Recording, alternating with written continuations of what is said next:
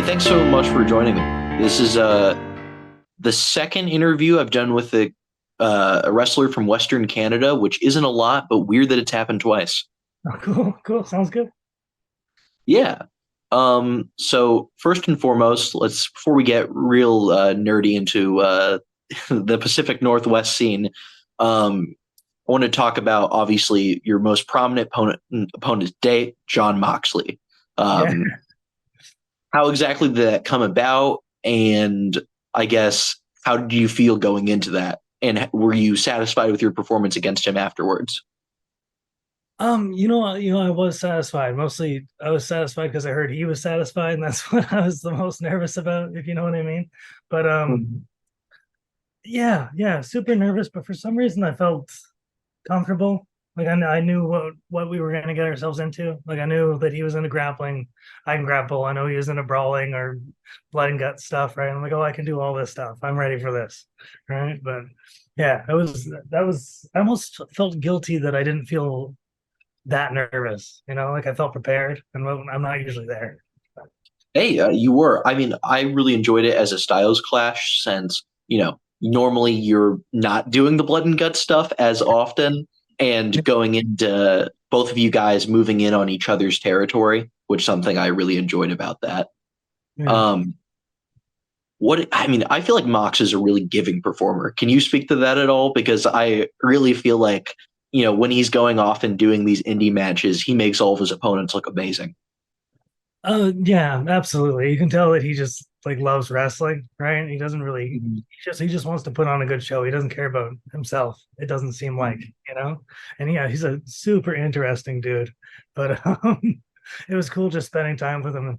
Like and he's like gotta be making millions of dollars and stuff like that, right? And one of the first things I noticed, he's got like holes in his boots. He just doesn't care. He's got holes in his boots. He had these headphones with like athletic tape holding it together. I'm like, dude, you don't need headphones with like tape holding it together and stuff. It's like, yeah, Man, but look at gimmick. yeah, absolutely. Yeah, it was crazy. It was surreal.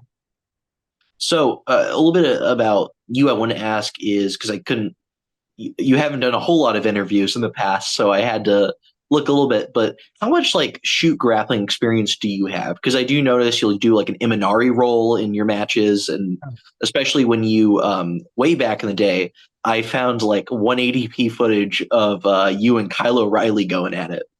Okay, yeah, that was a long time ago. um, I submission grappling has been like a big part of what I've been doing for a long time. I feel like I don't do too much in professional wrestling, but like I've been catch wrestling for like catch as catch can wrestling for like over 10 years, and like Brazilian jiu-jitsu and playing around with like I'm a purple belt in Brazilian jiu-jitsu, but like catch wrestling has always been kind of my thing. And I've been playing around with Sambo and doing some judo and stuff like that. But and also like Muay Thai, like Dutch style Muay Thai kickboxing is like kind of my jam, but kind of injuries are kind of adding up. So I can't do as much striking as I used to, It's yeah, but grappling for sure. Yeah, I'm a big fan of well, one of the most successful video I put out is on Timothy Thatcher, so I can very much get down with the catch style. How did you get into catch? I assume it would have started after you started professional wrestling. Yeah. I was yeah, I started I catch wrestling. I found me and a few other people we used to train together in pro wrestling, and then the school kind of shut down for a little bit. It was relocating, or as it always does, right? It's always shuts down or finds somewhere else to, but we needed somewhere to train, so we found this catch wrestling gym. And I wish I found it sooner, because it absolutely changed my game. um like just like kind of learning how to like really wrestle instead of just pretend to really wrestle, Hmm. just yeah, it really I really felt like it brought me up to another level, and talking to Dan, he always gives me a hard time. He says I don't do enough of it, because like Dan, I love him, and I love his wrestling style so much, and I love training with him. And but I feel like I would just lean back on flying and like maybe some lucha tricks and some like regular super indie drop you on your head style stuff, right? But like yeah, catch wrestling has always been like one of my favorite things to train. Yeah, I can certainly appreciate that. I was actually a note I wanted to ask about is your personal style, because I think when someone says technical wrestling, it almost becomes meaningless at this point because there's a big difference between what you do, even what Dan does. It could mean Timothy Thatcher, it could mean like Brian Danielson. What is Yeah. that like? Is there like a way you would describe your own style? And what do you think about that term in general? Yeah, technical wrestling can be kind of a catch-all, but like I everyone is kind of inspired by so much, right? Where it's like you can kind of like tell what Timmy Thatcher is going for. He's going for that old timey kind of carnival style catch wrestling, right? But Mhm.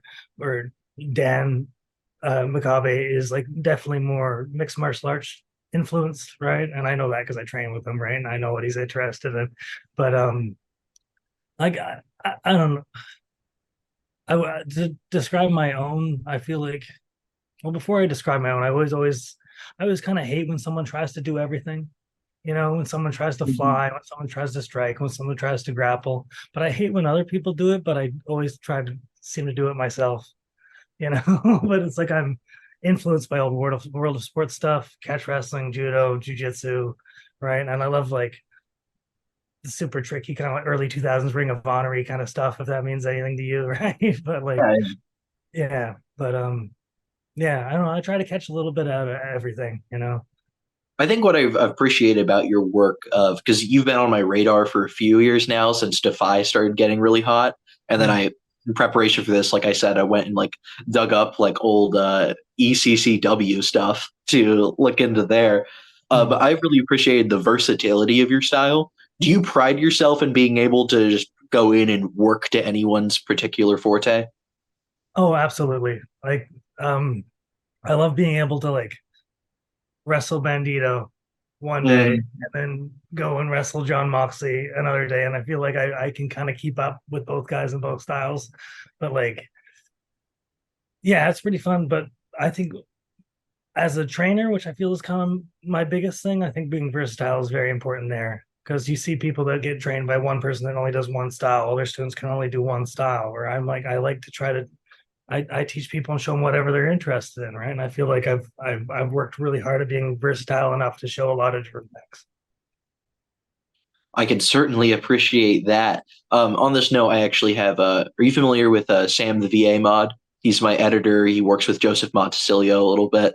Uh, Oh, I have a question from him, which is Dan related. Which when did you first meet Daniel Makabe, and what were your initial thoughts on him? okay, okay. That's kind of a weird one because Dan was he'll admit it, he got trained and then he still was involved in the backyard wrestling scene, the backyard forums and all that stuff, right? But Mhm. so I met him probably very very early on, probably 2003, something like that. And I was training with the local like pros around here. And then him and his crew, they would come in and rent the ring after us. So I'd always be passing by him. And every once in a while, I kind of like would hang back and kind of like watch them do their things. I'm like, this looks like way more fun than like the crap that I'm doing. Like just like a bunch of old men just hitting each other, right? But then watching like these guys, they're like just being super creative and doing really cool things. And little did I know they were getting way more notice than I ever was, just because of all the forums and all the people sharing their videos. Yeah, I can. Dan's wild, man. It's interesting seeing like his career evolution. What's an amazing Halo? Okay. I start okay. Um to preface this, I'm very glad that I started wrestling before YouTube was a thing, right? So but I started wrestling very, very young. I started training when I was like 15 years old and just training with a bunch of grumpy old big fat men, right? And they didn't have too much time for me and they definitely didn't want me on their shows because I was too young, I was too skinny, right? And the only way they'd let me wrestle, there's like, oh, you got to wear a mask, and then So I bought this mask and I got it made online, right? And it was like pretty much like the base of like a super colo mask, and I kind of changed it, the design, right? But it still had like the top with the hair out. But I got a mask and I couldn't think of a name. And then someone's like, "You're gonna be Halo." And I'm like, okay, I'll be Halo for one show, right? And then I was stuck being Halo for like 6 years. No.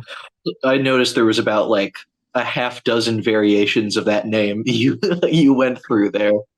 Yeah, none of them that I chose. They're just like you're super Halo, you're supersonic Halo, you're ultra Halo, and you're amazing Halo. It's just like whatever they wanted to say. You know? I don't know. I always enjoy when I'm doing a deep dive on a wrestler, seeing all of their discarded gimmicks. Like when Timothy Thatcher was British back in the day.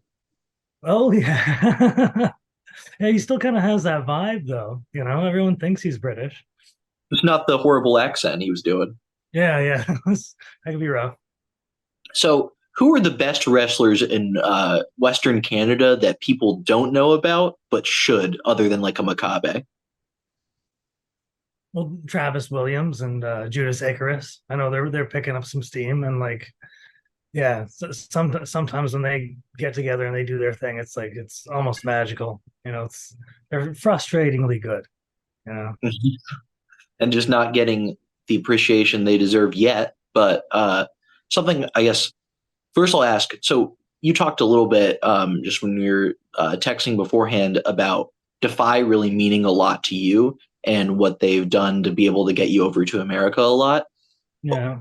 You describe, like, I guess, what you just your relationship with Defy and what exactly it's meant to you in your career. Um. Yeah. Defy's been a big part of my career. I had a really big injury in 2016. I thought that I was never going to wrestle again, right? And then Defy kind of popped up, and then I finally got a chance to go wrestle for him. And just a few matches in, they just started giving me more and more matches, and then like I and they really pushed me. They pushed me and gave me way more opportunities than I've ever had in like the however long I was wrestling, 14 years before I had a chance to go with them. And they pushed me so much and gave me so many opportunities, and just giving and just helping getting me booked all over. They helped me get booked in England. They helped me get booked in California. They helped me get booked all over, and just like selfishly just pushing me out of my comfort zone too. Right. If it was up to me, I'd be like, oh no, thanks. You can just give those big talented wrestlers, you can give them to somebody else. Somebody else will have fun with them. I'll sit back. I'll be like second or third match. Right. Give me 8 minutes. But yeah, they didn't really give me a choice. They just kept pushing me and giving me all these opportunities. And I've learned and grown so much just from the opportunities they've given me. Where do you want to see yourself and Defy as a whole going in the future? Like, say, over the next 5 years? I Defy is such a magical thing, and all it takes is being in the Washington Hall and like feeling the energy of that crowd, and just the fact that they've kept it going and it's just been growing. And they just keep topping themselves with shows and stuff like that. And I think they are just in the right direction, just like what they are doing right now. It's like it's it's magical what they've got. Mm-hmm. What do you think in general about? Because something I've noticed with just the general Pacific Northwest, it's been largely underappreciated for a while, and then you have guys like Darby, Swerve, Nick Wayne, just kind of taking the world by storm out of nowhere. Why do you think that happened all of a sudden? And I guess what do you think about the development of it over like the last decade? I feel like the talent's always been there, but now it's like they're getting more of a chance, and like a lot of credit's going to go to Defy for getting eyes on the product, right? And it's just like, and the West Coast scene is starting to get more popular, all up and down, right? So more eyes are getting on them. It's like before it was East Coast or nothing, Canada and US. Like nobody paid attention to anything on the West Coast, but I think the tide is turning a little bit. It's definitely more eyes on the West Coast, and more people are going to get noticed. More and more opportunities for all these guys. There's going to be a lot of room for growth. Um, Speaking of opportunities, did you when you're talking about Mox earlier, did Mox pick you to wrestle? Because you were talking about Defy giving you opportunities, even if it made you uncomfortable. That's what I heard, and like like I didn't go and ask him like, so why'd you pick me, right? I didn't want to make a thing of it, but yeah, that's what I heard, and and that made me more and more nervous, right? I'm like going And out with expectations. I thought he's like, I'm just gonna go do this indie, work some schlub, right? But just that he like handpicked me, that made my nerves go way, way up. who's been your favorite career opponent so far, and who's someone you'd like to face before the end of your career? Probably my favorites, probably El Phantasmo. We kind of grew up in the business together, and I'd love to wrestle Kyle O'Reilly again, but yeah, I've gotten so many opportunities and got to work a bunch of people I never thought I'd get a chance to do. It's like whenever someone asks me like, who do you want to wrestle? I'm like, I'm good. I've done I've done enough, like yeah, And then stop. you keep getting opportunities. Yeah, I don't know. I was actually I forgot to ask earlier, on the note of Kyle O'Reilly, um, how was that coming up on the ECCW circuit with him? It seemed like you guys wrestled like once a week for like 100 years, coming up together. Because I could only find footage of a few of those matches, but they were pretty damn good for pretty early in your career. Um, Kyle's always been good, and like I've been. I started wrestling before him, right? But it didn't take long for like, oh, that guy's got something special, and like and just clever and just talented. And it's like, of course, he's out of here so quickly. He's off doing big things, and he deserves it because he's just so talented. But like, it was very great to have him around and work with him and train with him and kind of come up together. But I'm just like so happy for him, and I'm just so grateful for everything, that all the opportunities he's gotten. Is there anything in that section of the Canadian Indies that like really colored your like style and development starting out? Like anything particular? You know, Probably in like from like 2004 onwards. I think Aaron Idle. I don't know if you've ever heard that name. He really influenced a lot of the guys, right? And getting to train with him, and he was just like he was amazingly talented, but he didn't last long. He burnt out pretty quickly.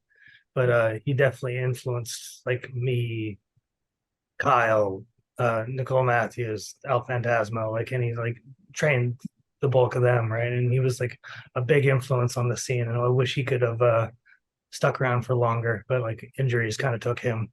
But yeah, if you ever have a chance to check out some Aaron Idol matches, it's definitely a treat. Apparently that's something I need to do next because yeah, I saw his name a little bit when I was doing some of my research, but didn't wasn't 100% sure who that was. But thank you for that. Yeah, he's definitely like before his time. You know, he lived for wrestling while he was doing it. Kind of on the thing of I asked who you'd want to wrestle in the future, but are there anything because I've seen you make some comments of the idea of your body isn't what it used to be with injuries racking up. Perhaps you're not late stage of your career yet, but is there anything you really want to get done before the end of your career? They haven't already. It's funny you say that. I'm actually going to Mexico for a month on Monday. So, and that was always been a dream for me to train in Mexico because I just love lucha libre, and I'm just so excited to get an opportunity to train with all those guys. So yeah, I'll be in Mexico for a month. So yeah, we'll see where that takes me. Can you say who you're going to be wrestling for down there, or who you're going to be training with? I haven't even worked that out yet. I know I've got some people contacting me and stuff like that, but like I'm there to train, right? And if I pick up some matches, which I'm sure I will, I'll pick up some matches there, but it's mostly there to train. Well, I'll have to stay tuned and look at that over the next month. Congratulations on that. Well, thank you. Is there a match that you've had that you'd really like to put a spotlight on, or a wrestler you feel is underappreciated we haven't talked about before?